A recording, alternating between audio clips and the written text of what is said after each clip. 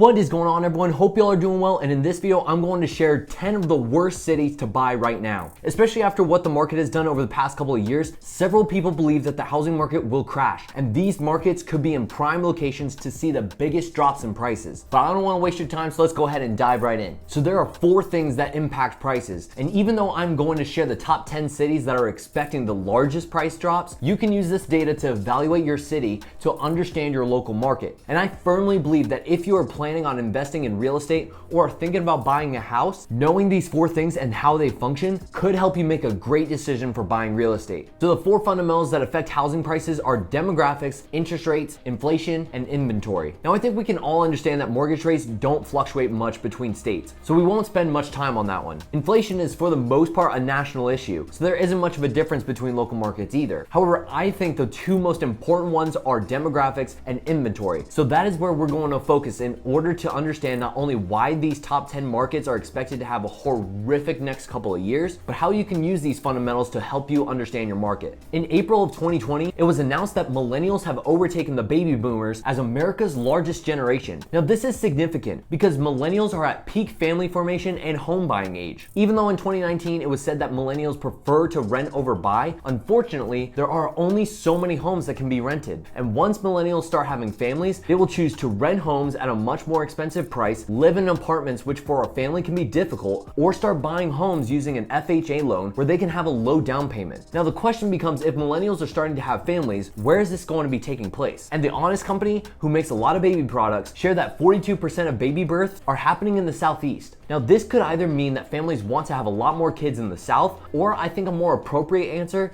is that people are wanting to move to the Southeast to start having their families. But even though there are a lot of new families in the Southeast, one of the biggest metrics to pay attention to for your city is population growth. It is one thing to have your city grow 20% in a year, but if there is not a consistent growth, then the city may not be as reliable as you think. This is why it is a good idea to look for cities that have solid growth for at least 5 to 10 years. When we look at these cities, some of them have decent population growth, but the amount of building has either kept up or is greater than the population growth itself. So when you take that and include the massive appreciation that these cities have had over the past couple of years, it makes sense as to why they are in a position to have home prices drop. Now what is so important for people to know is that year over year, no markets have prices falling. This doesn't mean that we haven't seen prices drop, especially over the past couple of months in a few cities. But when we look year over year, there is still not one city that is negative. So keep that in mind when we look at these cities. When it comes to real estate, it's important to see that prices are cyclical. They go up during the summer and they go back down during the winter. And this is a big reason why most economists look at prices year over year and not month over month. Now there were some markets that went crazy year over year, and we are seeing sharp declines. So when you are looking for a good market to invest in, you need to consider what does the growth rate look like. In Austin, for example, from June 2019 to June of 2022, home prices are up 82%, but year over year, they are only up 14%. So we're seeing a sharp decline in home price appreciation. However, where I'm at in Augusta, Georgia, from June 2019 to June 2022, home prices are up 32%,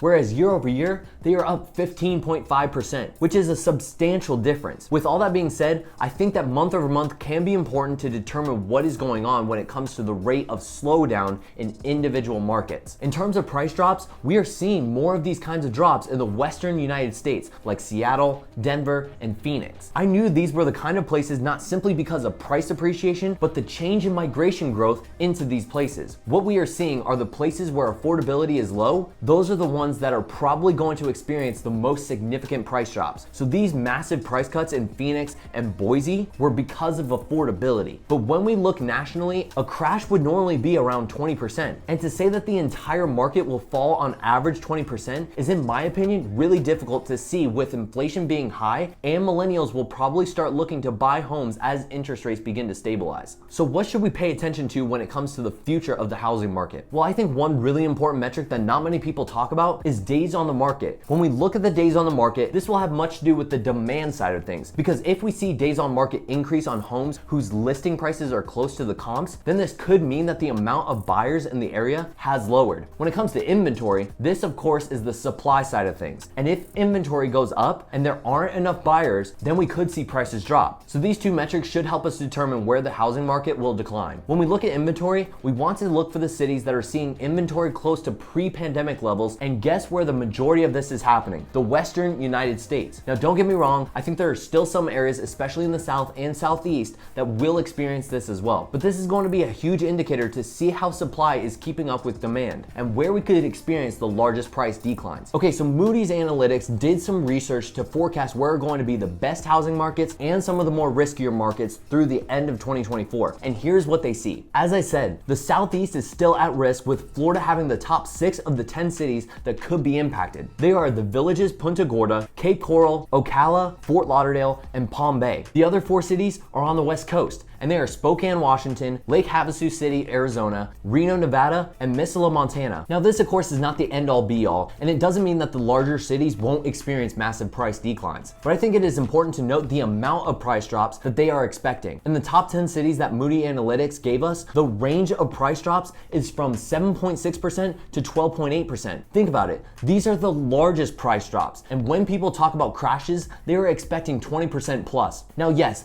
this is just one of many different data points, and I would encourage you to do more research for yourself. But the more that I look at the data, to say that there is going to be a housing crash is crazy in my opinion. Let me put it another way. The current housing environment is very different from the Great Recession in 2008, and here's why. First, the market inventory is still low in comparison to the normal housing market. Also, the financial system is in a better spot than 2008 because of how many people were getting loans that shouldn't have been. There were people who were buying multiple homes for themselves when they had extremely low income, and because of the current financial system, the likelihood of people forcing themselves to sell is low in comparison to what it was in the Great Recession. But Open Door had a statistic that I found to be really interesting. In 2002, the 30-year mortgage rate averaged 6.4%, and yet the number of transactions for single-family homes was 5 million. Even in a high interest rate environment, there were still a good amount of transactions. So what this tells me is that once there becomes a stabilization in interest rates, we could see more home buyers coming back into the market, which will help with normalizing the inventory if they begin to go above normal levels. Now I want to share my thoughts on what I think is going to happen in the housing market. Even though Moody's Analytics says that the worst city will decline over 12%, I'm expecting the entire market to fall about 5 to 10%. I think that there will be some markets that fall more than 12%, but those are going to be the markets that have a rapid inventory increase and are seeing slower population growth. But as I said before, I don't see a crash because there would have to be bad news across the board that would force housing prices to fall across the entire US. And during the Great Recession, guess how far prices dropped nationally?